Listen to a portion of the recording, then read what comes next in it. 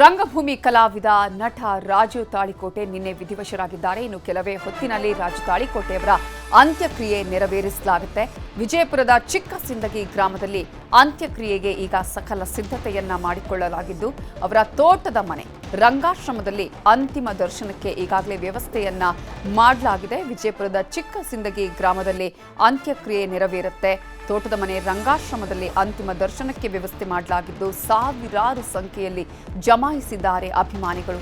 ಅವರ ಕುಟುಂಬಸ್ಥರ, ಅವರ ಆಪ್ತರ, ಯಾರು ಎಷ್ಟೋ ಜನ ಅವರನ್ನ ನೋಡಿ ಖುಷಿ ಪಡ್ತಾ ಇದ್ರು, ಅವರು ಮಾಡೋ ಕಾಮಿಡಿಯನ್ನ ನೋಡಿ ಖುಷಿ ಪಡ್ತಾ ಇದ್ರು. ಇದೀಗ ಅವರೆಲ್ಲರನ್ನ ಕೂಡ ಅಗಲಿದ್ದಾರೆ.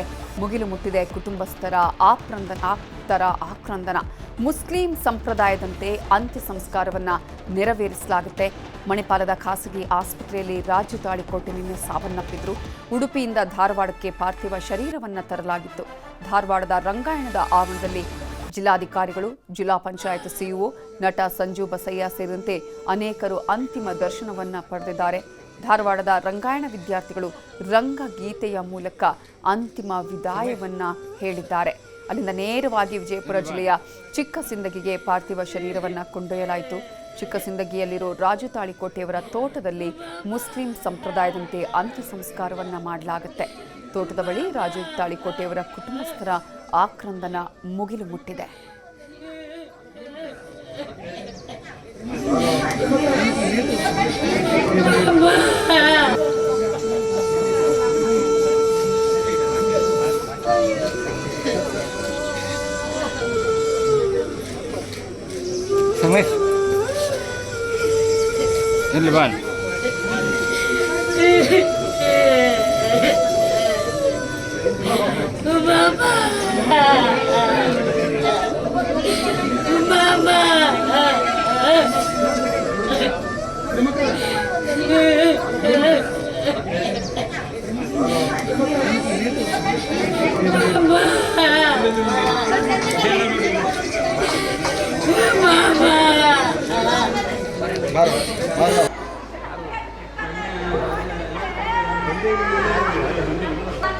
ಗೂಡು ಕಟ್ಟ್ಯಾದೋ ಆ ಗೂಡಿನೊಳಗ ಜೀವ ಇಟ್ಟು ಎಲ್ಲಿಗೆ ಹೋಗ್ಯಾದೋ ಗುಬ್ಬಿ ಒಂದು ಗೂಡ ಕಟ್ಟ್ಯಾದೋ ಮಾತು ನುಂಗಿ ಮೌನ ಬೆಳೆದಾದೋ ಆ ಮೌನದೊಳಗ ಮೋಡ ಹನಿಸಿ ಮಾಯವಾಗ್ಯಾದೋ ಗುಬ್ಬಿ ಒಂದು ಗೂಡ ಕಟ್ಟಾಡೋ ಹೇಳಾದೋ ಎಲ್ಲಿ ಹೋಗ್ಯಾದೋ ಬೆಟ್ಟ ಗುಡ್ಡ ಬೆಟ್ಟ ಸಪ್ಪಗಿನ ನುಡಿಗಾಗಿ. ಹಾಸ್ಯನಟ ರಾಜು ತಾಳಿಕೋಟೆ ನಿಧನ ಹಿನ್ನೆಲೆ ರಾಜು ತಾಳಿಕೋಟೆ ಅವರ ಜೊತೆಗಿನ ಒಡನಾಟವನ್ನು ನೆನೆದು ಸಹ ಕಲಾವಿದರು ಕಣ್ಣೀರು ಹಾಕಿದ್ದಾರೆ. ಅವರ ಜೊತೆಗಿನ ಒಡನಾಟವನ್ನ ನೆನಪು ಮಾಡಿಕೊಂಡಿದ್ದಾರೆ. ಖ್ಯಾತ ಹಾಸ್ಯ ನಟ ರಾಜು ತಾಳಿಕೋಟೆ ಅವರು ನಿನ್ನೆ ನಮ್ಮನ್ನ ಒಂದು ವಿಜಯಪುರ ಜಿಲ್ಲೆಯ ಸಿಂದಗಿ ತಾಲೂಕಿನ ಚಿಕ್ಕ ಸಿಂದಗಿಯಲ್ಲಿ ಅವರ ಅಂತ್ಯ ಸಂಸ್ಕಾರ ನಡೀತಾ ಇರೋದು. ಈಗ ಅವರಿಗೆ ಬಹಳಷ್ಟು ದಿನಗಳಿಂದ ಅವರು ಒಡನಾಡಿಗಳಿಗೆ ನಮ್ಮ ಜೊತೆ ಇದ್ದಾರೆ. ಅವ್ರ ಜೊತೆ ಮಾತಾಡ್ಕೊಳ್ಳೋಣ. ನಮ್ಮ ಜೊತೆ ಸಿದ್ದು ನಳತೋಡದಾರ್, ಇವರು ಬಹಳಷ್ಟು ಖ್ಯಾತ ಕಲಾವಿದರು, ಉತ್ತರ ಕರ್ನಾಟಕದಲ್ಲಿ ಬಹಳಷ್ಟು ಫೇಮಸ್ ಹೆಸರು ಮಾಡಿದಂತರು. ಮತ್ತೆ ರಾಜು ತಾಳಿಕೋಟೆ ಅವರು ಕೂಡ ಬಹಳಷ್ಟು ವರ್ಷಗಳ ಕಾಲ ರಂಗಭೂಮಿಯಲ್ಲಿ ಕೆಲಸ ಮಾಡಿದಂತವ್ರು. ಸಿದ್ದಣ್ಣವ್ರು, ಈಗ ನೀವು ರಾಜು ತಾಳಿಕೋಟೆ ಅವ್ರಿಗೆ ನಮ್ಮ ಇದ್ದಾರೆ, ನೀವು ಎಷ್ಟು ವರ್ಷದಿಂದ ಅವ್ರು ಕೂಡ ದೋಸ್ತಿ ಇತ್ತು? ಹೆಂಗೆ ಅವ್ರ ಕಂಪ್ನಿ ಹೆಂಗಿತ್ತು ನೀವೆಲ್ಲ? ಅವನು ನಾನು ಸುಮಾರು 40 ವರ್ಷದಿಂದನೂ ಸ್ನೇಹಿತ, ಚಿಕ್ಕವನಿರುವಾಗಲಿಂದನೂ ಸ್ನೇಹಿತರು. ಏನು ನಮಗ ಬಾಳ ಅಂದ್ರೆ ಸಣ್ಣವರಿದ್ದಾಗ ಇಬ್ರು ಕಾಂಪಿಟೇಷನ್ ಮೇಲೆ ಪಾರ್ಟ್ ಮಾಡ್ತಿದ್ವಿ. ಆವತ್ನಾಗ ಅವನು ನನಗೆ ತಿಳಿಸಿ ಹೇಳ್ತಿದ್ದ, ನಾನು ಅವನಿಗೆ ತಿಳಿಸಿ ಹೇಳ್ತಿದ್ವಿ. ಒಡನಾಟಿ ಹೆಚ್ಚಿನ ರೀತಿಯಿಂದ ಅನ್ನೋಕೇನಿದ್ರಿ, ನಾನು ಅವನು ಅಣ್ಣ ತಮ್ಮ ತರನೇ ಇದ್ದೀವಿ. ಯಾವುದೇ ಏನೇ ಮಾಡಿದ್ರು ನಾನು ಕೇಳಾರ್ದ ಅವ ಮಾಡ್ತಿದ್ದಿಲ್ಲ, ಅವ್ನು ಕೇಳಾರ್ದ ನಾನು ಮಾಡ್ತಿದ್ದಿಲ್ಲ. ಅವನು ಕಂಪನಿ ಸೃಷ್ಟಿ ಮಾಡ್ಬೇಕಾದ್ರೆ ಮೊದಲಿಗೆ ನನ್ನನ್ನೇ ಹಾಕೊಂಡು ಕಂಪನಿ ಮಾಡಿದ. ಅವನು ಕಲಿಯುವುದು ಕುಡುಕ ಅಂತ ಹೇಳಿ ಅವ್ನು ಫಂಕ್ಷನ್ ಮಾಡ್ಕೊಂತ ಇದ್ದ. ಫಸ್ಟ್ ಕಂಪನಿ ಎಲ್ಲಿ ಚಲೋ ಮಾಡಿದ್ರು, ಯಾವಾಗ ಚಲೋ ಮಾಡಿದ್ರು, ಆಮೇಲೆ ಯಾರ್ಯಾರು ಇದ್ರಿ ಆ ಟೈಮಿಗೆ ಆ ಕಂಪ್ನಿಗೆ? ಸ್ಟಾರ್ಟಿಂಗ್ ಕಂಪನಿ ಮಾಡಿದ್ದು ನಿಜವಾಗ್ಲು ಅಂತಂದ್ರೆ ತಾಳಿಕೋಟಿಗೆ ಮಾಡಿದ್ದು. ಶ್ರೀ ಗುರು ಕಾಶಗತೇಶ್ವರ ಮಹಾತ್ಮೆ ನಾಟಕ, ಅದರಲ್ಲಿ ನಾನು ಹಾಸ್ಯ ಪಾತ್ರ. ಸಾಕಷ್ಟು ಜನ ಕಲಾವಿದರನ್ನು ಕೂಡಿಸಿದ್ರು. ಸಲೀಫ್ ಸಾಬ್ರು ಅಂತ ಹೇಳಿದ್ರು, ಒಬ್ರು ಮ್ಯಾನೇಜ್ಮೆಂಟ್ ಮಾಡ್ತಿದ್ರು. ಅವನಿಗೆ ಮಾವನು ಆಗ್ಬೇಕು, ಅವನು ಸಹ ನಾನೇ ಕಂಪನಿ ನಡೆಸ್ಕೊಂಡು ಹೋಗ್ತೀನಿ ಅಂತ ಹೇಳಿ ಅವ್ರ ಕಂಪನಿಯಲ್ಲಿ ನಾನು ಪಾತ್ರ ಮಾಡ್ತಾ ಮಾಡ್ತಾ ಮಾಡ್ತಾ ಮುಂದೆ ಇಬ್ರು ಜಿದ್ದಕ್ಕೆ ಬಿದ್ದು ಪಾತ್ರಗಳನ್ನು ಮಾಡ್ತಾನೆ ಬಂದಿವಿ. ಕಲಿಯುಗದ ಬಬ್ಬರವಾನ್ ಕ್ಯಾಸೆಟ್ ತಯಾರಾದಾಗ ಅವನು ಕಲಿಯುಗದ ಹುಡುಗ ಅಂತ ಆಯ್ತು. ಕಲಿಯುಗದ ಹುಡುಗ ಕರ್ನಾಟಕ ಮಹಾರಾಷ್ಟ್ರದಲ್ಲೇ ಮೇಲಿತ್ತು ಆಡಿಯೋ ಕ್ಯಾಸೆಟ್. ಅದರಿಂದನೇ ಅವನು ಜಜ್ವಾಲು ಅಂತಂದ್ರೆ ರಾಜು ತಾಳಿಕೋಟೆ ಅದಕ್ಕಿಂತ ಮುಂಚೆನೇ ಹೆಸರಿತ್ತು. ಒಂದು ಕಳೆಯನ್ನ ತುಂಬಿದ್ದ ರಂಗಭೂಮಿಗೆ. ಅದನ್ನು ನಾವು ಕಳ್ಕೊಂಡಿವತ್ತು ಇವತ್ತು ವಿಚಾರ ಮಾಡಕ್ಕೆ. ಈಗ ರಾಜೀವ್ ತಾಳಿಕೋಟೆ ಅಂದ್ರೆ ಬಹಳ ಜನಕ್ಕೆ ಅವ್ರು ಮುಸ್ಲಿಂ ಅಂತ ಗೊತ್ತಿಲ್ಲ. ಅವ್ರು ಕಾಸು ಮಠದಾಗಿದ್ರು, ಅಲ್ಲಿ ಓದಿದ್ರಂತದ್ದು. ಹೆಂಗಿತ್ತು ಅವ್ರು ಅವಿನಾಭಾವ ಸಂಬಂಧದಲ್ಲಿ ಮಠಕ್ಕೆ ಹೆಂಗ್ ಹೋಗ್ತಿದ್ರು, ಏನೋ ಬಹಳ ಮಠದ ಬಗ್ಗೆ ಬಹಳ ಹೇಳ್ತಿದ್ರು ಅವರು. ಭಾವನಾ ಅನ್ನಕ್ಕೇನಿದ್ರಿ ಆ ದೇವ್ರ ಮೇಲಿನ ಭಕ್ತಿನೂ ಹೆಚ್ಚಿಗೆ. ತಬಲಾ ಕಲಿಯಕ್ ಚಿಕ್ಕವನಿದ್ದಾಗ ಅಲ್ಲಿ ತಬಲಾನು ಸಹ ಪ್ರಾಕ್ಟೀಸ್ ಮಾಡಿದ ಅವನು. ಪ್ರಾಕ್ಟೀಸ್ ಮಾಡಿ ತಬಲಾಜಿನೂ ಆಗಿದ್ದ. ಒಂದು ಹೆಚ್ಚಿನ ರೀತಿಯಿಂದ ಅವ ಏನು ಹಿಂದೂ ಮುಸ್ಲಿಂ ಅಂತ ಯಾವ್ದನ್ನು ಜಾತಿ ಭೇದ ಮಾಡ್ತಿದ್ದಿಲ್ಲ. ಎಲ್ಲದಕ್ಕೂ ಜಾತಿ ಯಾವತ್ತೂ ಭೇದ ಮಾಡಿಲ್ಲ. ಅವನಿಗೆ ಆಶಯ ಒಂದು ಏನಿತ್ತು ಅಂದ್ರೆ ತೋಟದಲ್ಲಿ ಆಗ್ಬೇಕಂತೇಳಿ. ಆದ್ರೆ ಆ ಸಮಾಜ ಒಪ್ಪುದಿಲ್ಲಲ್ಲ. ಅದ್ರ ಸಂಬಂಧನೇ ಅವನ ತೋಟದ ಆಶೆ ಸ್ವಲ್ಪ ಕಡಿಮೆ ಆಯ್ತು. ನನಗೆ ಅಷ್ಟೇ ಆಗುತ್ತೆ. ಅವನು ನನ್ನ ಆಪ್ತ ಸ್ನೇಹಿತ. ನಾನು ಅವನು ಹೇಳಲಾರ್ದಂತ ಚಟಗಳನ್ನು ಮಾಡೀವಿ. ಆ ತರ ಅದೀವಿ ಇಬ್ರು. ಅದಕ್ಕೋಸ್ಕರ ಅವ್ನು ನನ್ನ ಸ್ನೇಹಿತ ಹಂಗೆ ಅದೀವಿ ಅಂತ ಹೇಳಿದ್ದ ಅವನು. ಅಂದ್ರೆ ಎಷ್ಟೇ ಮೇಲೆ ಹೋದ್ರು ನಿಮ್ ದೋಸ್ತ ಹೆಂಗೆ ಇತ್ತು ಮತ್ತೆ ಕರೀದ್ ಹಂಗೆ ಕರಿತಿದ್ರಲ್ಲ ಹಂಗೆ. ನಾವು ಯಾವಾಗಲೂ ಇಲ್ಲಿವರೆಗೂ ಸಹ ರಾಜ ಅನ್ಲಾರ್ದ ಮಾತೇ. ಅವನು ಸಿದ್ಧ ಅನ್ಲಾರ್ದ ಮಾತೇ. ಅವ್ರು ಹೇಳೋದು ರಾಜು ತಾಳಿಕೋಟೆ ನಮ್ಗೆ ಎಷ್ಟೇ ಮೇಲೆ ಹೋದ್ರು ನಮ್ಮ ಆತ್ಮೀಯತೆ ಮೊದಲಿಂದ ಏನಿತ್ತು ಅದೇ ರೀತಿ ಅಂತ ಹೇಳಿ ಅವರ ಅಭಿಪ್ರಾಯ ವ್ಯಕ್ತಪಡಿಸಿದ್ದಾರೆ. ಗುರುರಾಜ್, ನ್ಯೂಸ್18 ಕನ್ನಡ, ವಿಜಯಪುರ. ರಾಜು ತಾಳಿಕೋಟೆಯವರ ಬಗ್ಗೆ ಅವರ ಆಪ್ತ ಸ್ನೇಹಿತರು ಮಾತನಾಡ್ತಿದ್ದಾರೆ. ಅದೇ ರೀತಿಯಾಗಿ ನಮ್ಮ ಜೊತೆ ಇದೀಗ ಮಾತನಾಡೋದಕ್ಕೆ ಅವರ ಆತ್ಮೀಯರಾಗಿರುವಂತಹ ಪ್ರಕಾಶ್ ಅವರು ಫೋನ್ ಸಂಪರ್ಕದಲ್ಲಿ ಜಾಯ್ನ್ ಆಗಿದ್ದಾರೆ. ನಮಸ್ತೆ ಸರ್. ನನ್ನ ಧ್ವನಿ ಕೇಳಿಸ್ತಾ ಇದೆಯಾ? ಕೇಳಿಸ್ತಾ ಇದೆ ಮೇಡಮ್. ನನ್ನ ಹೆಸರು ಬಸವರಾಜ್ ಪಂಚಗಲ್ ಅಂತ ಹೇಳಿ. ಬಸವರಾಜ್ ಅವರೇ ನಮಸ್ತೆ. ರಾಜು ತಾಳಿಕೋಟೆ ಅವರ ಬಗ್ಗೆ ಏನೆಲ್ಲ ನೆನಪಿಸ್ಕೊಳ್ಳೋದಕ್ಕೆ ಈ ಕ್ಷಣದಲ್ಲಿ ಬಯಸ್ತೀರಿ? ಹೇಳ್ತೀನಿ ಮೇಡಮ್, ಹೇಳ್ತೀನಿ. ನಾನು ಒಬ್ಬ ವೃತ್ತಿರಂಗ ಭೂಮಿ ನಾಟಕ ಲೇಖಕನಾಗಿ ಅವರು ತುಂಬಾ ಒಡನಾಡಿಯಾಗಿದ್ದೆ. ಅವ್ರು ನನಗೆ ಯಾವಾಗ್ಲೂ ನಮ್ಮಿಬ್ರದ್ದು ಅಣ್ಣ ತಮ್ಮಂದ್ರ ಸಂಬಂಧ ಆಗಿದ್ರು ಕೂಡ ಅವ್ರು ನನ್ನ ನಾಟಕ ಲೇಖಕನಾಗಿರೋದ್ರಿಂದ ಗುರುನಾಥ ಅಂತ ಕರೀತಿದ್ರು ನನಗೆ. ಅವ್ರಿಗೆ ಎಂತ ಹೃದಯ ಇತ್ತು ಅಂದ್ರೆ ಅವ್ರ ಮಾತು ನೇರನುಡಿಯಾಗಿರ್ತಿತ್ತು. ಯಾವ್ದಕ್ಕೂ ಕಾಂಪ್ರಮೈಸ್ ಆಗ್ತಾ ಇರ್ಲಿಲ್ಲ ಅವ್ರು. ಅಷ್ಟು ನಿಷ್ಠೂರವಾದ ನಡೆನುಡಿ ಹೊಂದಿರ್ತಿದ್ರು, ಅದು ಸತ್ಯಕ್ಕಾಗಿ. ಯಾರೇ ಕಲಾವಿದರು ಅಕ್ಕಪಕ್ಕದಲ್ಲಿ ಸಹ ಕಲಾವಿದರು ಯಾರೇ ದುಡಿತಾ ಇದ್ರು ಕೂಡ ಏನಾದ್ರೂ ತೊಂದರೆ ಆಗಿದೆ ಅಂತ ಕೇಳಿದ್ರೆ, ಏನ್ ತೊಂದರೆ ಇದೆ, ನನ್ನೇನಾದ್ರೂ ಹೆಲ್ಪ್ ಮಾಡ್ಬೋದಾ ಅಂದ್ರೆ ಅವ್ರ ಕಷ್ಟಕ್ಕೆ ಸ್ಪಂದಿಸುವತಕ್ಕಂತ ಒಂದು ಒಳ್ಳೆ ಗುಣ ಆಗಿತ್ತು ಅವ್ರು. ಅಂತ ಒಂದು ಒಳ್ಳೆ ಹೃದಯವನ್ನು ಹೊಂದಿರತಕ್ಕಂತ ಕಲಾವಿದರಾಗಿದ್ರು. ಸಹ ಕಲಾವಿದ್ರನ್ನ ತಾವು ಬೆಳೆಯೋದ್ರ ಜೊತೆಗೆ ಸಹ ಕಲಾವಿದರು ಬೆಳಿಲಿ ಅಂತನೋ ಒಂದು ಹಿರಿ ಮನೋಭಾವ ಅವ್ರದ್ದಾಗಿತ್ತು. ಸಹಾಯ ಸಹಕಾರ ನೀಡಿದ್ರು. ಹೇಳಿ ಹೇಳಿ. ನಾಟಕದಲ್ಲಿ ತಾವು ಬೆಳೆಯೋದ್ರ ಜೊತೆಗೆ ಸಹ ಕಲಾವಿದರು ಕೂಡ ತಮ್ಮ ಜೊತೆಗೆ ವೃತ್ತಿರಂಗ ಭೂಮಿಯಲ್ಲಿ ಬೆಳಿಲಿ ಅಂತನೋ ಆಸೆ ಅವ್ರದ್ದಾಗಿತ್ತು. ಜೊತೆಗೆ ಅವ್ರ ದೊಡ್ಡ ಆಸೆ ಏನಿತ್ತು ಅಂದ್ರೆ ತಮ್ಮ ತೋಟದಲ್ಲಿ ಒಂದು ರಂಗಾಶ್ರಯ ಅಂತ ಒಂದು ಕಲ್ಯಾಣ ಮಂಟಪ ಕಟ್ಟಿಸಿದ್ದಾರೆ. ಆ ಕಲ್ಯಾಣ ಮಂಟಪದಲ್ಲಿ ಅನೇಕ ವಿದ್ಯಾರ್ಥಿಗಳನ್ನ ವೃತ್ತಿರಂಗ ಭೂಮಿ ಕಲಾವಿದರ ಕೊರತೆ ಅನುಭವಿಸ್ತಾ ಇರೋದ್ರಿಂದ ಈ ರಂಗಾಶ್ರಯ ರಂಗಮಂದಿರದಲ್ಲಿ ಕಲ್ಯಾಣ ಮಂಟಪದಲ್ಲಿ ಅನೇಕ ರಂಗ ಶಿಬಿರಗಳನ್ನ ನಡೆಸಿ ಹೊಸ ಹೊಸ ವಿದ್ಯಾರ್ಥಿಗಳನ್ನ ಆಯ್ಕೆ ಮಾಡಿಕೊಂಡು ತಯಾರು ಮಾಡಿ ರಂಗಭೂಮಿಗೆ ಕಲಾವಿದರನ್ನಾಗಿ ಕೊಡ್ಬೇಕು ಅಂತನೋ ಆಸೆ ಅವ್ರದ್ದು ಬಹಳ ಇತ್ತು. ಆದ್ರೆ ಅವ್ರ ಆಸೆ ಅದು ಒಂದು ಅವ್ರ ಆಸೆಯಾಗಿ ಉಳಿದು ಬಿಡ್ತು. ಅಂತ ಆತ್ಮೀಯ ಸ್ನೇಹಿತನನ್ನ ಸಹೋದರನನ್ನ ಇವತ್ತು ನಾವು ಕಳ್ಕೊಂಡಿದೀವಿ. ಆ ನೋವು ನಮಗ್ ತುಂಬಾ ಇದೆ. ದೇವ್ರ ಅವ್ರ ಆತ್ಮಕ್ಕೆ ಶಾಂತಿ ನೀಡ್ಲಿ ಅಂತ ನಾನು ಕೇಳ್ತೀನಿ. ಈಗ ಬಸವರಾಜ್ ಅವರು, ಈಗ ಕಲಿಯುಗದ ಕುಡುಕ ಅನ್ನುವಂತಹ ಒಂದು ನಾಟಕ ಈಗ ನಾವು ಯಾವುದಾದ್ರೂ ಒಂದು ಸಿನಿಮಾಗಳು ಅಥವಾ ನಾಟಕಗಳು ಬಂದರೆ ಎಲ್ಲ ಕಡೆ ಪ್ರಚಾರ ಆಗುತ್ತೆ, ಪ್ರಮೋಷನ್ ಆಗುತ್ತೆ. ಆದರೆ ಅಂತಹ ಸಂದರ್ಭದಲ್ಲಿ ಆ ಕಾಲದಲ್ಲೇ ಎಷ್ಟು ಜನರ ಮನಸೂರೆಗೊಳ್ತು. ಆಡಿಯೋ ಕ್ಯಾಸೆಟ್ಗಳು ಎಲ್ಲರ ಮನೆಯಲ್ಲೂ ಕೂಡ ಇತ್ತು. ಮಹಾರಾಷ್ಟ್ರದಲ್ಲೂ ಕೂಡ ಅದು ಫೇಮಸ್ ಆಗಿತ್ತು. ಹೌದು ಹೌದು ಮೇಡಮ್. ಒಂದು ಕಲಿಯುಗದ ಕುಡುಕನ್ನು ಕ್ಯಾಸೆಟ್ ನಿಂದ ಎಷ್ಟು ಜನಪ್ರೀತಿ ಪಡೆದ್ರು ಅಂದ್ರೆ, ಬರೀ ರಾಜ್ಯದಲ್ಲಿ ಈ ಹೊಲದಲ್ಲಿ ಟ್ರ್ಯಾಕ್ಟರ್ ತಗೊಂಡು ಉಳುಮೆ ಮಾಡತಕ್ಕಂತ ರೈತರು ಕೂಡ ಟ್ರ್ಯಾಕ್ಟರಿಯಲ್ಲಿ ಆ ಕ್ಯಾಸೆಟ್ಗಳನ್ನ ಹಾಕೊಂಡು ಪ್ರತಿನಿತ್ಯ ಕೇಳ್ತಾ ಇದ್ರು. ಇದೊಂದು ದೊಡ್ಡ ರೆಕಾರ್ಡ್ ಅವ್ರದ್ದು. ಕ್ಯಾಸೆಟ್ ಪ್ರಪಂಚದಲ್ಲಿ ಅವ್ರು ಮಾಡಿದಂತ ದೊಡ್ಡ ರೆಕಾರ್ಡ್. ಅವ್ರ ಧ್ವನಿ ಅಷ್ಟು ಮಹತ್ವ ಪಡಿತಾವಲ್ಲಿ. ಅನೇಕ ರಿಯಾಲಿಟಿ ಶೋಗಳಲ್ಲಿ ಅಭಿನಯಿಸಿದ್ರು. ಅಲ್ಲಿ ಕೂಡ ಸಾಕಷ್ಟು ಖ್ಯಾತಿಯನ್ನು ಗಳಿಸಿದ್ರು. ಅನೇಕ ಸಿನಿಮಾಗಳಲ್ಲಿ ಅಭಿನಯಿಸಿ ಉತ್ತರ ಕರ್ನಾಟಕದ ಭಾಷೆಯ ಸೊಗಡನ್ನ ಮೆರೆದ್ರು. ಹೌದು. ಇವತ್ತಿನ ದಿವಸ ಚಲನಚಿತ್ರ ರಂಗದಲ್ಲಿ ನಮ್ಮ ಉತ್ತರ ಕರ್ನಾಟಕದ ಭಾಷೆಗೆ ಅಷ್ಟು ಬೆಲೆ ಇರಲಿಲ್ಲ. ಇವರಿಂದ ಉತ್ತರ ಕರ್ನಾಟಕದ ಭಾಷೆಗೆ ಬೆಲೆ ಬಂತು ಅಂತ ನನ್ನ ಅನಿಸಿಕೆ. ನೋಡಿ, ಸಿನಿಮಾ ರಂಗದಲ್ಲಿ ಹೋದ್ರು ಕೂಡ, ಸಿನಿಮಾಗಳಲ್ಲಿ ಅವರು ಅತ್ಯುತ್ತಮ ಚಿತ್ರಗಳಲ್ಲಿ ಮಾಡಿದ್ರು ಕೂಡ ರಂಗಭೂಮಿನ ಮತ್ತೆ ಮರಿಲೇ ಇಲ್ಲ ಅಂತ ಹೇಳಿ. ಇಲ್ಲ ಯಾವ್ದಾದ್ರು ಹೌದು, ಯಾವ್ದಾದ್ರು ಕಂಪನಿ ತೊಂದರೆ ಅನುಭವಿಸ್ತಾ ಇದೆ ಅಂದ್ರೆ ಮತ್ತೆ ಅವರಿಗೆ ಡೇಟ್ ಕೊಟ್ಟು ಕರೆದಾಗ ಆ ಕಂಪನಿ ಬಂದು ಅಭಿನಯಿಸಿ ಪಾತ್ರ ಮಾಡಿ ಹೆಚ್ಚಿನ ಕಲೆಕ್ಷನ್ ಮಾಡಿ ಕಂಪನಿಗೆ ನವಚೈತನ್ಯ ತುಂಬ್ತಾ ಇದ್ರು. ಆ ಒಂದು ದೊಡ್ಡ ಗುಣ ಅವ್ರಿಗಿತ್ತು. ಹ್ಮ್ ಹ್ಮ್ ಹ್ಮ್ ಹ್ಮ್ ಹ್ಮ್ ಯಾಕಂದ್ರೆ ನೀವು ಹೇಳಿದಾಗ ಈಗ ಅನೇಕರು ಮಾತಾಡ್ತಾ ಇದ್ರು ಅಂದ್ರೆ ಜಾತಿ, ಈಗ ನಾವು ಹೇಳ್ತೀವಿ ಜಾತಿ ಧರ್ಮದ ವೈಷಮ್ಯಗಳು ಎಷ್ಟು ದೊಡ್ಡ ಮಟ್ಟದಲ್ಲಿ ಆಗ್ತಾ ಇದೆ. ಅಂತಹ ಸಂದರ್ಭದಲ್ಲಿ ಮುಸ್ಲಿಂ ಅನ್ನೋದು ಎಷ್ಟೋ ಜನರಿಗೆ ಗೊತ್ತಿಲ್ಲ, ಅವರು ಮುಸ್ಲಿಂ ಸಮುದಾಯಕ್ಕೆ ಸೇರಿದವರು ಅನ್ನೋದೇ ಗೊತ್ತಿಲ್ಲ ಎಷ್ಟೋ ಜನರಿಗೆ ಅಂತ. ಇಲ್ಲ ಮೇಡಮ್, ಯಾಕಂದ್ರೆ ರಂಗಭೂಮಿ ಕಲಾವಿದರಿಗೆ ಜಾತಿನೇ ಇಲ್ಲ. ಮತ್ ಮೇಲಾಗಿ ಅವ್ರು ನಾನು ಇಂಥ ಜಾತಿ ಅನ್ನೋಂತ ಎಲ್ಲೂ ಹೇಳ್ಕೊಳ್ತಾ ಇರ್ಲಿಲ್ಲ. ಯಾಕಂದ್ರೆ ರಂಗಭೂಮಿಯಲ್ಲಿ ಜಾತಿಗೆ ಅಷ್ಟೊಂದು ಪ್ರಾಧಾನ್ಯತೆ ಇರೋದಿಲ್ಲ. ಮತ್ತು ಭಾವೈಕ್ಯತೆ ಬಹಳ ಇತ್ತು ಅವ್ರ ಹತ್ರ. ನಾನು ಆ ಜಾತಿಯವನು ಈ ಜಾತಿಯವನು ಅಂತ ಹೇಳ್ಕೊಂಡು ಜಾತೀಯತೆ ತರಬಾರ್ದು. ಇದರಲ್ಲಿ ನಾವೆಲ್ಲರೂ ಸಹ ಕಲಾವಿದರಾಗಿ ರಂಗವೇದಿಕೆ ಮೇಲೆ ರಂಗತಾಯಿಯ ಎದೆ ಮೇಲೆ ನಿಂತು ಮಾತಾಡ್ತೀವಿ ಅಂದ್ರೆ ನಾವೆಲ್ಲ ಒಂದೇ ತಾಯಿಯ ಮಕ್ಕಳು ಅಂತ ಮನೋಭಾವ ಅವರಲ್ಲಿ ತುಂಬಾ ಇತ್ತು. ಭಾವೈಕ್ಯತೆಯ ವಿಷಯ ಅವ್ರಿಗೆ ಬಹಳ ಸಂತೋಷದ ಸಂಗತಿ ಆಗಿತ್ತು ಅವ್ರಿಗೆ. ಮಠಕ್ಕೂ ಅವ್ರಿಗೂ ಕೂಡ ಅವಿನಾಭಾವ ಸಂಬಂಧ ಇತ್ತು ಅಂತ ಕೇಳಿ ಇತ್ತು ಮೇಡಮ್. ವೀರೇಶ್ವರ ಪುಣ್ಯಾಶ್ರಮ ಪುಟ್ಟರಾಜ ಕವಿ ಗವಾಯಿಗಳವರ ಸಾಂಗತ್ಯ ಅವ್ರಿಗಿತ್ತು. ಆನಂತರ ಅವರು ವಿದ್ಯಾಭ್ಯಾಸ ಮಾಡಿದ್ದೆ ತಾಳಿಕೋಟೆಯ ಕಾಸ್ಕತೇಶ್ವರ ಸಂಗೀತ ವಿದ್ಯಾಲಯದಲ್ಲಿ. ಅವರು ಕೂಡ ಸಂಗೀತ ಅಲ್ಲಿಂದನೇ ಅವರು ಸಂಗೀತ ಅಭ್ಯಾಸ ಮಾಡ್ಕೊಂತ ಬಂದ್ರು ಮೇಡಮ್. ಅವ್ರಿಗೆ ಸಂಗೀತ ಒಲಿಲಿಲ್ಲ, ಆದ್ರೆ ರಂಗಕಲೆ ಮಾತ್ರ ತುಂಬಾ ಚೆನ್ನಾಗಿ ಒಲಿತು. ಈಗ ಒಂದು ಕನಸಂತೂ ಹಾಗೇ ಉಳಿತು.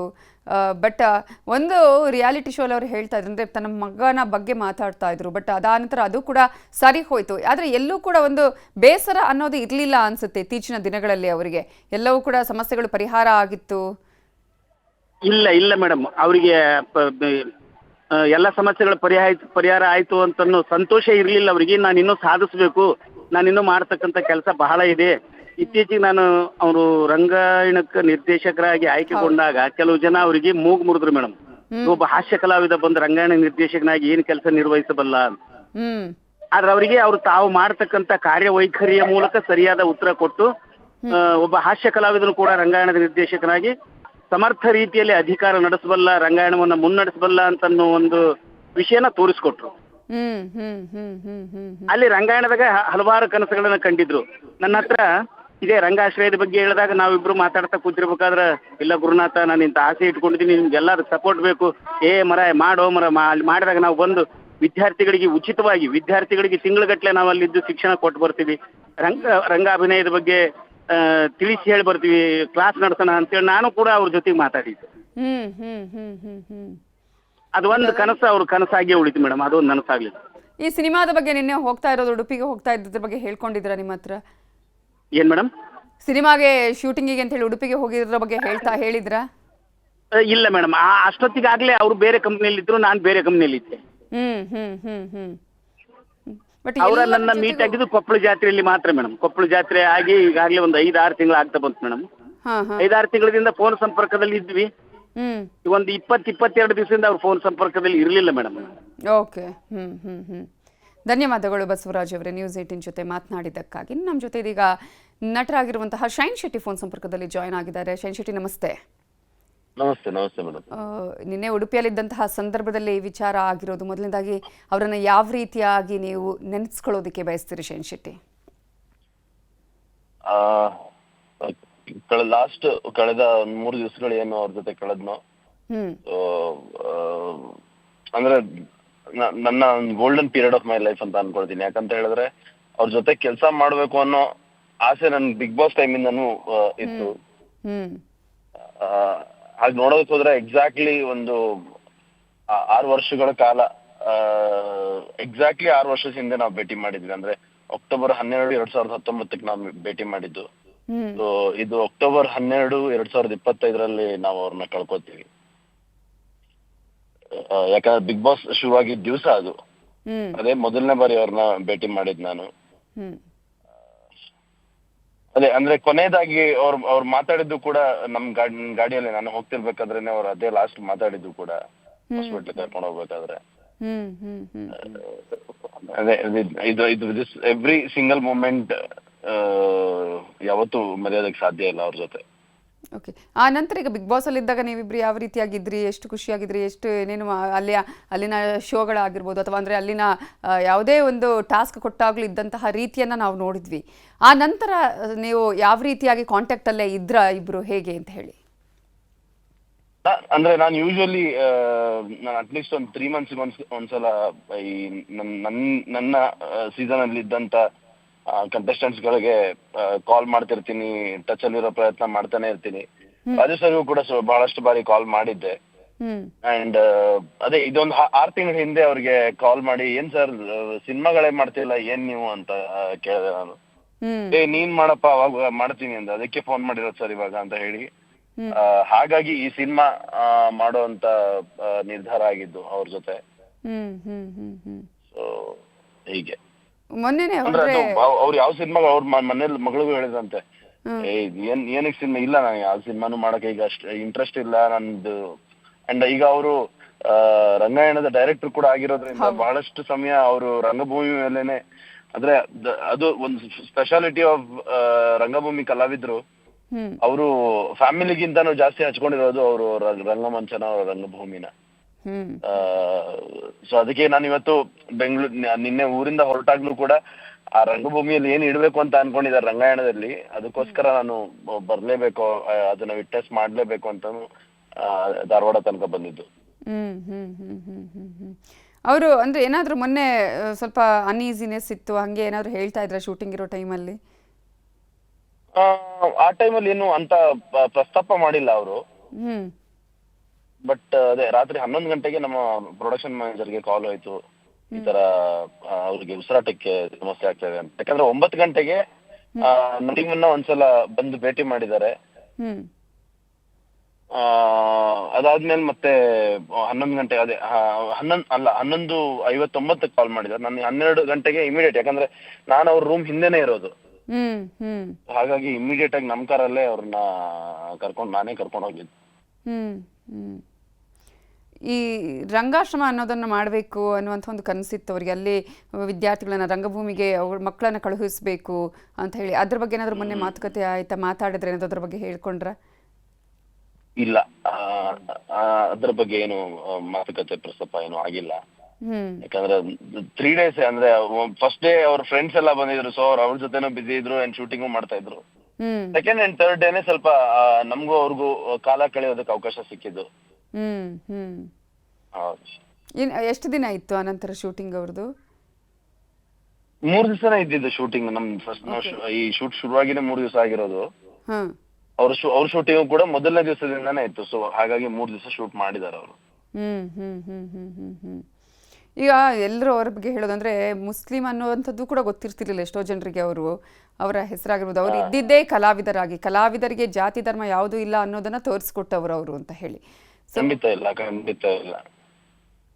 ಅಂದ್ರೆ ನಮಗೂ ಕೂಡ ಬಿಗ್ ಬಾಸ್ ಅಲ್ಲೇ ಅವ್ರ ಸಂಪೂರ್ಣ ಹೆಸರು, ಅಂದ್ರೆ ನಾನು ಯೂಶುವಲಿ ಅವ್ರನ್ನ ಅವ್ರು ಊಟ ಮಾಡ್ತಾ ಇರ್ತಾರೆ ರಾತ್ರಿ, ನಾವು 9 ಗಂಟೆಗೆ ನಾವು ಮೀಟಿಂಗ್ ಅಂತ ಇಟ್ಕೊಂಡಿದ್ದು, ಹಿಂಗ್ ಪಾಸ್ ಆಗ್ತಿರೋ ಊಟ ಮಾಡ್ತಾ ಇರ್ತಾರೆ, ನಾನು ಅವ್ರನ್ನ ಹಂಗೆ ಕರೆಯೋದು, ಏನ್ ಸಾಬ್ ಮಕ್ತೂಮ್ ಸಾಬ್ ಅಂತ ಹೇಳ್ತಿದ್ದೆ ನಾನು.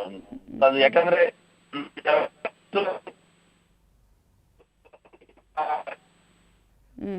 ನಿಜ. ಓಕೆ, ನಿಮ್ಮ ಧ್ವನಿ ಸರಿಯಾಗಿ ಕೇಳಿಸ್ತಾ ಇಲ್ಲ, ಮತ್ತೊಮ್ಮೆ ಸಂಪರ್ಕಿಸುವಂಥ ಪ್ರಯತ್ನ ಮಾಡ್ತೇವೆ. ಶೈನ್ ಶೆಟ್ಟಿ ಅವರು ಧನ್ಯವಾದಗಳು ನ್ಯೂಸ್ 18 ಜೊತೆ ಮಾತನಾಡಿದ್ದಕ್ಕಾಗಿ. ಶೈನ್ ಶೆಟ್ಟಿ ಅವರ ಒಂದು ಸಿನಿಮಾಗೆ ಸಂಬಂಧಪಟ್ಟ ಹಾಗೆಯೇ ಅವರು ಶೈನ್ ಶೆಟ್ಟಿ ಅವರನ್ನು ಕಾಂಟ್ಯಾಕ್ಟ್ ಮಾಡ್ತಾರೆ. ಆಗ ಖಂಡಿತ ನಿನ್ನ ಸಿನಿಮಾ ಅಂತ ಹೇಳಿ ನಾನು ಬರ್ತೀನಿ ಅಂತೇಳಿ ಉಡುಪಿಗೆ ಹೋಗಿ ಸಿನಿಮಾದಲ್ಲಿ ಶೂಟಿಂಗ್ನಲ್ಲಿ ಪಾಲ್ಗೊಳ್ತಾರೆ. ಆದರೆ 3ನೇ ದಿನ, ಅವರಿಗೆ 3 ದಿನದ ಶೂಟಿಂಗ್ ಇತ್ತು, 3ನೇ ದಿನ ರಾತ್ರಿಯ ವೇಳೆಗೆ ಅವರಿಗೆ ಅನಾರೋಗ್ಯ ಕಾಣಿಸಿಕೊಳ್ಳುತ್ತೆ. ಇನ್ನು ನಮ್ಮ ಜೊತೆ ರಂಗಭೂಮಿ ಕಲಾವಿದರು, ನಿರ್ದೇಶಕರು, ಹಿರಿಯ ನಟರು ಆಗಿರುವಂತಹ ಮಂಡ್ಯ ರಮೇಶ್ ಅವರು ಫೋನ್ ಸಂಪರ್ಕದಲ್ಲಿ ಜಾಯ್ನ್ ಆಗಿದ್ದಾರೆ. ನಮಸ್ತೆ ಸರ್. ನಮಸ್ತೆ ಗೆಳತಿ. ರಾಜು ತಾಳಿಕೋಟೆಯವರನ್ನ ಈ ಸಂದರ್ಭದಲ್ಲಿ ಹೇಗೆ ನೆನಪಿಸ್ಕೊಳ್ಳೋದಕ್ಕೆ ಬಯಸ್ತೀರಿ? ಒಂದು ಉತ್ಸಾಹದ ಚಿಲುಮೆ ಮೊದಲನೇದು. ಯಾಕೆ ಅಂತಂದ್ರೆ ಅವನು ಸಿನಿಮಾಕ್ಕೆ ಅವನಂತ ಬಳಸಿರೋ ದಯವಿಟ್ಟು ತಪ್ಪಾಗಿ ಭಾವಿಸಬಾರ್ದು. ನಮಗೊಂದು 25 ವರ್ಷದ ಗೆಳತನ. 25 ವರ್ಷದಿಂದ ಒಂದು ಪಿಕ್ಚರ್ ಆಕ್ಟ್ ಮಾಡ್ತಾ ಇದ್ರು ನಾವು. ಒಂದು ಪಿಕ್ಚರ್ ಹೆಸರು ಹೆಂಡತಿ ಅಂದ್ರೆ ಹೆಂಡತಿ ಅಂತ. ಅನಂತ್ ಪಿ ರಾಜು ಡೈರೆಕ್ಟ್ರು, ಶಶಿಕುಮಾರ್ ಕೃತಿ ಹೀರೋಯಿನ್, ದೊಡ್ಡಣ್ಣ, ನಾನು ಎಲ್ಲ ಕಾಮಿಡಿ ಆಕ್ಟರ್. ಅವಾಗ ಇನ್ನೊಂದು ಕಾಮಿಡಿ ಕ್ಯಾರೆಕ್ಟರ್ನ ಕರೆಸ್ತಾರೆ, ಊರಿನ ಉತ್ತರ ಕರ್ನಾಟಕದ ಫೇಮಸ್ ಆಕ್ಟರ್ ಅಂತ, ಈತ ರಾಜು ತಾಳಿಕೋಟೆ. ಈತ ಬರ್ತಾರೆ, ದೊಡ್ಡ ಆ ಕಾಲಕ್ಕೆ ದೊಡ್ಡ ಫೇಮಸ್ ಒಂದು ವೈಟ್ ಕಾರು. ಆ ವೈಟ್ ಕಾರಲ್ಲಿ ವೈಟ್ ಅಂಡ್ ವೈಟ್ ಡ್ರೆಸ್ ಹಾಕೊಂಡು, ವೈಟ್ ಪೈಜಾಮ, ವೈಟ್ ಶರ್ಟು, ಕೈ ಬರ್ತಿ 10 ಚಿನ್ನದ ಉಂಗ್ರ, ಚಿನ್ನದ ಸರ ಹಾಕೊಂಡು ರಾಜನ್ ತರ ಹಿಡಿತಾರೆ. ಹಿಂದೆ 4 ಜನ ಬಾಡಿ ಗಾರ್ಡ್ಸ್. ನಾವು ಅಂತ ಗಾಬರಿ ಹಿಂಗೆ ನೋಡ್ತಾ ಇದ್ದು. ನಾನು ಇವು ಉತ್ತರ ಕರ್ನಾಟಕ ಸೂಪರ್ ಸ್ಟಾರ್ ಇವರು ನಾಟಕದಲ್ಲೆಲ್ಲ ತುಂಬಾ ಫೇಮಸ್, ಸಿಕ್ಕಾಪಟ್ಟೆ ದುಡ್ಡು ಮಾಡಿದಾರೆ ಹಂಗೆ ಅಂತೆಲ್ಲ ಹೇಳಿದೆ. ಮಿಕ್ಕವ್ರಿಗೆ ಏನು ಗೊತ್ತ, ಅವ್ರು ಗಾಂಧಿನಗರವ್ರಿಗೆ ಇನ್ನೂ ಗೊತ್ತಿಲ್ಲ ಅವ್ರು ಯಾರು ಅಂತ. ಹಾಗಾಗಿ ಚೇರ್ ಕೊಡೋಕೆ ಇಲ್ಲ ಮುಂದೆ ನೋಡ್ತಾ ಇದ್ರು. ಗಾಂಧಿನಗರದಲ್ಲಿ ಒಂದ್ಸರಿ ಪ್ರೂವ್ ಮಾಡದೆ ಹೋದ್ರೆ ಯಾರು ಚೇರ್ ಕೊಡಲ್ಲ, ಯಾರು ಮಾತಾಡ್ಸಲ್ಲ, ಊಟ ತಿಂಡಿ ನೋಡ್ಕೊಳ್ಳಲ್ಲ, ಹಿಂಗೆಲ್ಲ ಇರುತ್ತಮ್ಮ. ಇದು ವಾಸ್ತವ, ಕ್ರೂರ ವಾಸ್ತವ. ಬಟ್ ಇವ್ರಿಗೆ ಬಂದು ವಸ್ತು ಎಲ್ಲಾರು ನಾವಿಂದ ಆಕ್ಟ್ ಮಾಡಕ್ ಶುರು ಮಾಡಿದ್ಮೇಲೆ ಎಲ್ಲ ಗೊತ್ತಾಯ್ತು, ಇವ್ರ ಈ ತರ ಉತ್ತರ ಕರ್ನಾಟಕದವರು ಫೇಮಸ್, ತುಂಬಾ ದೊಡ್ಡ ಜನ, ದುಡಿರೋ ಜನ ಅಂತೆಲ್ಲ ಗೊತ್ತಾದ್ಮೇಲೆ ರೆಸ್ಪೆಕ್ಟ್ ಮಾಡಕ್ ಶುರು ಮಾಡಿದ್ರು. ಅಷ್ಟೊತ್ತಿಗಾಗಲೇ 2 ಕಂಪನಿ ಇತ್ತು ಅವ್ರದ್ದು ನನ್ನ ಪ್ರಕಾರ. ರಾಜು ತಾಳಿಕೋಟೆ ಅವರು ವೃತ್ತಿ ರಂಗಭೂಮಿಯಲ್ಲಿ ಆತ ಕುಡುಕನ ಪಾತ್ರಕ್ಕೆ ಸಿಕ್ಕಾಪಟ್ಟೆ ಫೇಮಸ್, ಸಿಕ್ಕಾಪಟ್ಟೆ ಅಂದ್ರೆ ಸಿಕ್ಕಾಪಟ್ಟೆ. ಆಮೇಲೆ ಅದ್ರ ಮೂಲಕ ಅವ್ರು ಮಾಡ್ತಾ ಇದ್ದ ನಾಟಕಗಳ ಮೂಲಕ, ಏನು ಸಿಡಿಗಳ ಮೂಲಕ, ಕ್ಯಾಸೆಟ್ಗಳ ಮೂಲಕ, ಕ್ಯಾಸೆಟ್ ನಲ್ಲಿ ಅವ್ರದ್ದು ಸಿಕ್ಕಾಪಟ್ಟೆ ಕ್ಯಾಸೆಟ್ ದುಡ್ಡು, ತುಂಬಾ ದುಡ್ಡು ಮಾಡಿದ್ರು ಅದ್ರ ಮೂಲಕ. ಆಮೇಲೆ ಇಷ್ಟೆಲ್ಲ ಇದ್ರು ಆತ ಹಾರ್ಟ್ಲಿ ಮಗು ತರ ಇದ್ದಮ್ಮ, ಒಳ್ಳೆ ಮನುಷ್ಯ, ಸುಳ್ಳು ಹೇಳ್ಬಾರ್ದು. ಅವಾಗಿನಿಂದ ಇವತ್ತಿನವರೆಗೂ ನಮ್ಮ ಇದನ್ನ. ಆಮೇಲೆ ಅವರೆಲ್ಲೋ ಬಿಗ್ ಬಾಸ್ ಹೋದ್ರು. ಆಮೇಲೆ ಸೆಕೆಂಡ್ ಇನ್ನಿಂಗ್ ಮಧ್ಯೆ ಇನ್ ಪಿಕ್ಚರ್ ಬರಲ್ಲಪ್ಪ, ಇದು ಬಹಳ ಕಷ್ಟ ಇದು ಅಂತ ಬೈಬಿಟ್ಟು ಹೊಡೋರು. ಇನ್ ಪಿಕ್ಚರ್ ಮಾಡಕ್ ಗೋಳಿ ಏನ್ರಿ ಇದು, ನಮ್ಮ ಭಾಷೆ ಇವ್ರಿಗೆ ಅರ್ಥ ಆಗಂಗಿಲ್ಲ, ನಮ್ಮ ಸ್ಪೀಡ್ ಇವ್ರಿಗೆ ಅರ್ಥ ಆಗಂಗಿಲ್ಲ ಅಂತೆಲ್ಲ. ಆದ್ರೆ ಆಮೇಲೆ ಎಷ್ಟೋ ವರ್ಷ ಅಂತ ಮತ್ತೆ ಅವ್ರನ್ನ ಸೆಕೆಂಡ್ ಇನ್ನಿಂಗ್ಸ್ಗೆ ಯೋಗರಾಜ್ ಭಟ್ರು ಕರ್ಕೊಂಬಂದ್ರು ಒಂದು ಪಿಕ್ಚರ್ಗೆ. ಬಹುಶಃ ಪಂಚರಂಗಿನೋ ಮನಸ್ಸರನ್ನ ಯಾವ್ದೋ ಮಾಡ್ತೀನಿ, ಪಂಚರಂಗಿ ಇರ್ಬೋದು. ಪಂಚರಂಗಿಲ್ ಬಂದು ಆಕ್ಟ್ ಮಾಡಿದ್ರು. ಮತ್ತೆ ಅಲ್ಲಿಂದ ಆಚೆಗೆ ಇನ್ನೂ ಒಂದಷ್ಟು ಪಿಕ್ಚರ್ಗಳು ಮಾಡಿದ್ರು. ಮತ್ತೆ ಅದ್ರ ನಡುವೆ ಬಿಗ್ ಬಾಸ್ ಹೋದ್ರು, ಇದ್ರ ನಡುವೆ ಡ್ರಾಮಾ ಜೂನಿಯರ್ಸ್ ಅಲ್ಲಿ ಕೂತ್ಕೊಂಡ್ರು. ಅದೇನೆಲ್ಲ ಮಾಡ್ತಾ ಇದ್ರು. ಉತ್ತರ ಕರ್ನಾಟಕ ರಿಯಾಲಿಟಿ ಶೋ ಅಲ್ಲಿ ಕಾಣಿಸ್ಕೊಂಡ್ರು. ಹೌದು ಕರೆಕ್ಟು, ರಿಯಾಲಿಟಿ ಶೋ ಕಾಣಿಸ್ಕೊಂಡ್ರು. ಆಮೇಲೆ ಒಂದು ಅವ್ರದ್ದೇ ಆದ ಒಂದು ಜನಪ್ರಿಯತೆನ ಬರೀ ಉತ್ತರ ಕರ್ನಾಟಕ ಅಂತಿದ್ದನ್ನ ಸ್ಟೇಟ್ ವೈಸ್ ಮಾಡ್ತಾ ಹೋದ್ರು. ಅವ್ರ ಭಾಷೆಯಿಂದ ಸುತ್ತಮುತ್ತ ಇದ್ದವ್ರಿಗೆಲ್ಲ ಒಂದು ನಗು ಬರ್ತಾ ಇದ್ದಂತೂ ನಿಜಾಮ. ಒಂದು ಪಕ್ಕದ ನಗು ಬರ್ತಾ ಇತ್ತು, ಸಂತೋಷ ಆಗ್ತಾ ಇತ್ತು. ಮತ್ತೆ ಎಲ್ಲ ಎಕ್ಸ್ಪೀರಿಯನ್ಸ್ ಮನಸ್ಸು ಬಿಚ್ಚಿ ಮುಕ್ತವಾಗಿ ಮಾತಾಡೋರು, ಎಂಜಾಯ್ ಮಾಡ್ತಾ ಇದ್ವು ನಾವು ಎಲ್ಲ. ಆಮೇಲೆ ನನ್ಗೆ ಅನೇಕ ಕಡೆ ಸಿಕ್ಕಿದ್ರು. ಮತ್ತೆ ರಂಗಾಯಣದ ಡೈರೆಕ್ಟರ್ ಆದ್ಮೇಲೆ ನೀವು ರಂಗಾಯಣದ ಬರ್ಬೇಕಾದ್ರೆ ಇಲ್ಲಿ ಕ್ಲಾಸ್ ಮಾಡೋಕೆ ರಮೇಶ್ ಬರ್ರಿ ಈ ತರ ಅಂತೆಲ್ಲ ಹೇಳ್ತಾ ಇದ್ರು. ನಾನು ಅಂತ ಇದ್ದೆ, ಹೋಗಕ್ಕಾಗಲಿ. ಈಗ ಒಂದು 15-20 ದಿವಸ ಫೋನ್ ಮಾಡಿದ್ರು. ಒಂದು ಅಲ್ಲಿ ಸತ್ತಿಗೇರಿ ಒಬ್ರು ಕಾಮಿಡಿ ಆಕ್ಟರ್ ಇದಾರೆ, ಬಹಳ ಅದ್ಭುತ ಆಕ್ಟರ್. ಅವ್ರ ಜೊತೆ ಊಟ ಮಾಡ್ತಾ ನೀವು ಬರ್ಬೇಕ್ರಿ ನೀವು ರಮೇಶ್ ಬನ್ರಿ ಸರ್ ಅಂತೆಲ್ಲ ಹೇಳಿದ್ರು. ನಾನು ಹ್ಞೂ ಅಂದೆ. ನಂಗೆ ಆಗಲ್ಲ, ತುಂಬಾ ಸುತ್ತಾಡೋದಿರ್ತೀನಿ. ನನಗೊಂದು 3 ತಿಂಗಳು ಮುಂಚೆ ಹೇಳಿದವ್ರು ಎಲ್ಲಿ ಸುತ್ತಾಡೋದು ಕಷ್ಟ ಆಗುತ್ತೆ ಸರ್ ಅಂದೆ. ಹೋಗಕ್ಕಾಗಿಲ್ಲ ಪಾಪ. ನಿನ್ನೆ ಈ ಸುದ್ದಿ ಗೊತ್ತಾದಾಗ ನನಗೆ ಒಂದು ಬೇಜಾರಾಗಿದ್ದೇನು ಅಂದ್ರೆ, ಎಲ್ಲ 60-62 ಆಸ್ಪಾಸಿನ ಸುತ್ತಮುತ್ತ ಇರೋರು ತುಂಬಾ ಜನ ಈ ಒಂದು ವಾರದಲ್ಲಿ 8 ಜನ ಹೋಗ್ಬಿಟ್ರು. ನಮ್ಮ ಗೆಳೆಯರು ಅನೇಕ ಜನ. ಅದು ಹನುಮಕ್ಕ ಆಗ್ಲಿ, ಅದು ತುಂಬಾ ಜನ ನಮ್ಮ ಅವನು ದಿನೇಶ್ ಮಂಗಳೂರು ಹೋದ್ರು, ಅಪ್ಪು ಪ್ರಸಾದ್ ಅಂತ ಒಬ್ರು ಹೋದ್ರು. ಆಮೇಲೆ ಅನೇಕ ಜನ ನನ್ನ ಗೆಳೆಯರು ಲೆಕ್ಕ ಪಕ್ಕ ಇದಂಗ ರಪರಪರಪ ಅಂತ ವಿಕೆಟ್ಗಳು ಬಿದ್ದೋದು. ನಮ್ಗೊಂದು ಸಣ್ಣ ಭಯ ಆತಂಕ ಎಲ್ಲ ಕೂಡ ಆಯ್ತು. ಏನಪ್ಪ ಹಿಂಗಾಗ್ಬಿಡ್ತಾ ಇದೆ ಅಂತ. ನಿನ್ನೆ ಈ ಶಾಕ್, ಏನಿದು ದಿಢೀರ್ ಅಂತ ಪಾಪ ಹಿಂಗಾಗ್ಬಿಟ್ರು ಅಂತ. ತುಂಬಾ ಜನಗಳು ಪ್ರೀತಿ ಮಾಡೋ ಜೀವ ಅದು. ಹಂಗಾಗಿ ಅವ್ರ ಕುಟುಂಬದವರು ಇದನ್ನ ಪಾಪ ಅದನ್ನ ಸಹಿಸ್ಕೋಬೇಕು. ಈ ನೋವನ್ನ ಕಷ್ಟ ಆಗುತ್ತೆ. ಆಮೇಲೆ ಒಂದು ಜವಾಬ್ದಾರಿಯಿಂದ ಇರ್ತಾರಲ್ಲ, ಅದೇನೋ ಕಂಪ್ನಿ ಇರುತ್ತೆ, ಇನ್ನೊಂದೇನೋ ಇರ್ತದೆ, ಮತ್ತೊಂದೇನೋ ಇರ್ತದೆ, ಲ್ಯಾಂಡ್ಸ್ ಮಾಡಿರ್ತಾರೆ. ಆಮೇಲೆ ರಂಗಾಯಣದ ಜವಾಬ್ದಾರಿಗಳು ಜಾಸ್ತಿ ಇರ್ತದೆ. ಈ ತರ ಒಂದು ಜವಾಬ್ದಾರಿ ಎಷ್ಟೋ ಜನ ಒಂದಷ್ಟು ಕುಹಕದ ಮಾತುಗಳನ್ನ ಆಡಿದ್ರು ಕೂಡ ಅದನ್ನ ಹೇಗ್ ಮೇಲೆತ್ತಬೇಕು ಅನ್ನೋದನ್ನ ಯೋಚನೆ ಮಾಡಿ ಅದರ ಬಗ್ಗೆ ಅನೇಕ ಕಾರ್ಯಕ್ರಮಗಳು ಸೀರಿಯಸ್ ಆಗಿ ಕೆಲಸ ಮಾಡ್ತಪ್ಪ. ಆ ತರದ್ದು ಆಧುನಿಕ ರಂಗಭೂಮಿಯನ್ನ ಸೇರಿಸ್ಕೊಂಡು ಮಾಡಿದ್ರು. ನಾನು ಅವ್ರಿಗೆ ಹೇಳಿದ್ದೆಲ್ಲ, ಸರ್ ನೀವು ವೃತ್ತಿ ರಂಗಭೂಮಿ ತಗೋಬೋದಿತ್ತಲ್ಲ, ಯಾಕೆ ನೀವು ಆಧುನಿಕ ರಂಗಭೂಮಿ ತಗೊಂಡ್ರಿ ಅಂತ ಕೇಳಿದೆ. ಇಲ್ಲ, ಇದಕ್ಕೂ ಟ್ರೈ ಮಾಡ್ತೀನಿ, ನಮ್ ಕೈ ಮಾಡಕ್ಕಾಗುತ್ತೆ, ಅವ್ರಿಗಿಂತ ಇವ್ರ ಜೊತೆ ಹೇಳ್ಬೋದ್ರಿ ಹಿಂಗೆಲ್ಲ ಅಂತ ಇದ್ರು. ಸರಿ ಮಾಡ್ತಾ ಇದ್ರು. ಒಬ್ಬ ಒಳ್ಳೆ ಮನುಷ್ಯ, ಹಾರ್ಟಿಲಿ ಆತ ಮಗು ತರ ಇದ್ರು. ಎಲ್ ಸಿಕ್ಕರು ಸಂತೋಷವಾಗಿ ತಮಾಷೆ ಮಾತಾಡ್ತಾ ಇದ್ರು. ಊಟಕ್ಕೆ ಬನ್ರಿ, ಊಟಕ್ಕೆ ಸಿಗ್ರಿನವ್ರು. ನಾವು ಎಲ್ಲೋ ತುಂಬಾ ಸುತ್ತಾಟ ನಮ್ದುವೆ, ಹಂಗಾಗಿ ಆಗ್ತಾ ಇರಲ್ಲ. ಅವ್ನು ನೆಚ್ಚಿಕೊಂಡ ಜೀವಗಳಿಗೆ ಒಂದಷ್ಟು ನೆಮ್ಮದಿ ಸಿಗಲಿ ಅಂತ ನಾನು ಅನ್ಕೋತೀನಮ್ಮ ತಾಯಿ. ನಿಜ. ಈಗ ಸರ್ ನೀವು ಹೇಳ್ದಾಗೆ ಫೈನಲ್ ಆಗಿ ಸರ್, ಅಂದ್ರೆ ರಂಗಭೂಮಿಯಲ್ಲಿ ಇದ್ದು ಆನಂತರ ಚಿತ್ರರಂಗಕ್ಕೆ ಬಂದ್ರು, ಕೊನೆಗೂ ರಂಗಭೂಮಿ ಯಾವಾಗ ಏನೇ ಆದ್ರೂ ಕೂಡ ರಂಗಭೂಮಿಯನ್ನು ಅವ್ರು ಬಿಟ್ಟೇ ಇಲ್ಲ ಅಂತ ಹೇಳಿ, ಚಿತ್ರರಂಗ ಆದ್ರೂ ಬೇಡ ನನಗೆ ರಂಗಭೂಮಿಯಲ್ಲೇ ಇರಬೇಕು ಅಂತ ಹೇಳಿ ಆ ರೀತಿಯಾಗಿದ್ದವ್ರು. ಯಾಕಂದ್ರೆ ಎಷ್ಟೋ ಜನ ಸಿನಿಮಾಗೆ ಬಂದ್ಮೇಲೆ ನಾನು ಸಿನಿಮಾದಲ್ಲೇ ಇರಬೇಕು ಅಂತ ಅಂದ್ಕೊಳ್ತಾರೆ.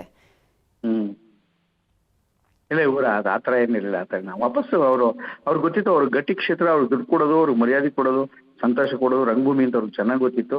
ಹಂಗಾಗಿ ಅಲ್ಲಿ ರಂಗಭೂಮಿಲಿ ಸಿಗೋ ಮರ್ಯಾದೆ, ಒಂದು ಪ್ರೀತಿ, ಒಂದು ಸಂಘಟನೆ, ಒಂದು ಗುಂಪು ಅನೇಕ ಸಲ ಸಿನಿಮಾ ಮತ್ತು ಟಿವಿ ಸಂಬಂಧಗಳಲ್ಲಿ ಸಿಗದೆ ಹೋಗೋ ಅವಕಾಶಗಳು ಇರ್ತವೆ. ಬಹಳ ಕಮ್ಮಿ ಜನಕ್ಕೆ ಸಿಗ್ತದೆ. ಎಲ್ಲ ಟೀಮ್ಗಳು ಹಂಗೆ ಇರ್ತವೆ ಅಂತ ಹೇಳಲ್ಲ. ಒಳ್ಳೆ ಟೀಮ್ಗಳು ಸಿಗದೆ ಹೋದ್ರೆ ಟಿವಿ ಮತ್ತು ಸಿನಿಮಾ ಒಂದು ನರಕ ಆಗ್ಬಿಡ್ತದೆ. ಆದ್ರೆ ರಂಗಭೂಮಿಲಿ ಆ ಟೀಮ್ ಅಲ್ದವ್ರು ಇನ್ನೊಂದು ಟೀಮ್ ಪಕ್ಕಕ್ಕೆ ಹೋಗ್ಬೋದು, ಅಲ್ಲಿ ಇನ್ನೊಂದು ನಾಟಕ ಮಾಡ್ಬೋದು, ಇಸ್ಕೋಬೋದು. ಯಾಕಂದ್ರೆ ಆದಾಯ ಪೂರ್ಣವಾದ ಜಾಗ ಏನಲ್ಲ ಅದು. ಅವ್ರು ಮಾಡ್ಕೊಂಡಿದ್ದು ವೃತ್ತಿ ರಂಗಭೂಮಿ ಜಾಗ ಇತ್ತಲ್ಲ, ಅದು ಆದಾಯ ಪೂರ್ಣ ಸುಖವಾಗಿದ್ರು ಅಂತ ಅನ್ಕೋತೀನಿ. ಅವರು ಚೆನ್ನಾಗಿದ್ರು, ನೋಡಿದಾಗ್ಲೆಲ್ಲ ಬಹಳ ಖುಷಿಯಾಗಿದ್ರು.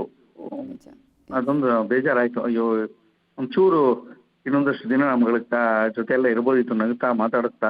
ಕೆಲವು ಒಳ್ಳೆ ಕೆಲಸಗಳೆಲ್ಲ ಏನೇನೋ ಪ್ಲಾನ್ ಮಾಡ್ತಾ ಇದ್ರು, ಓಕೆ, ಅದಾಗಲಿ ಅಂತ ಹಾರೈಸ್ತೀನಿ. ಧನ್ಯವಾದಗಳು ಮಂಡ್ಯ ರಮೇಶ್ ಅವರೇ ನ್ಯೂಸ್ 18 ಜೊತೆ ಮಾತನಾಡಿದ್ದಕ್ಕಾಗಿ.